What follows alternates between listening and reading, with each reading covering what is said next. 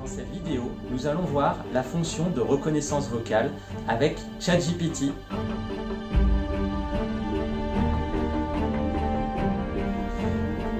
Bonjour ChatGPT, aujourd'hui tu vas m'aider à utiliser Excel, je ne connais pas bien ce logiciel, dans des cas d'utilisation en comptabilité. Salut, pas de souci, je peux t'aider avec Excel pour la comptabilité. Ma première question est la suivante. Je vais travailler à partir d'un grand livre comptable. Je souhaiterais, à partir de ce grand livre comptable, déterminer les montants des colonnes débit et crédit correspondant au compte 471. Quelle formule puis-je utiliser pour y parvenir? Pour extraire les montants des colonnes débit et crédit pour le compte 471 à partir d'un grand livre comptable dans Excel, tu peux utiliser la fonction SOM-SI. Supposons que la colonne A contient les numéros de compte, la colonne B les débits et la colonne C les crédits. Merci. Maintenant, à partir de ce grand livre, je souhaiterais générer une balance comptable. Quelle fonction dois-je utiliser sous Excel?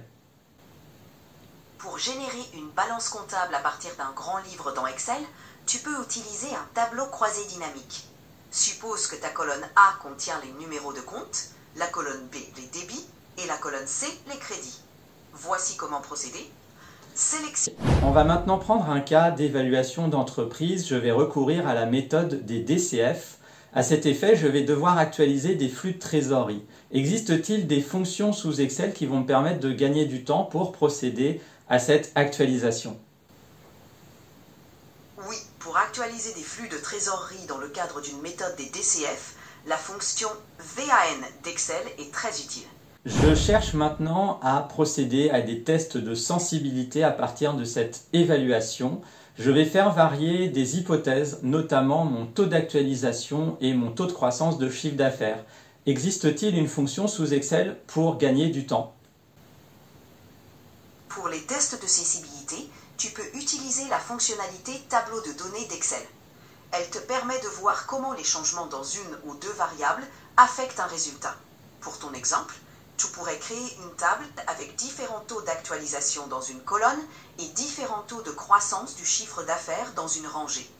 Puis, tu utilises le tableau de données pour voir l'impact sur la valeur de l'entreprise.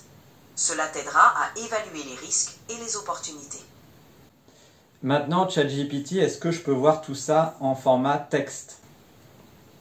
Absolument.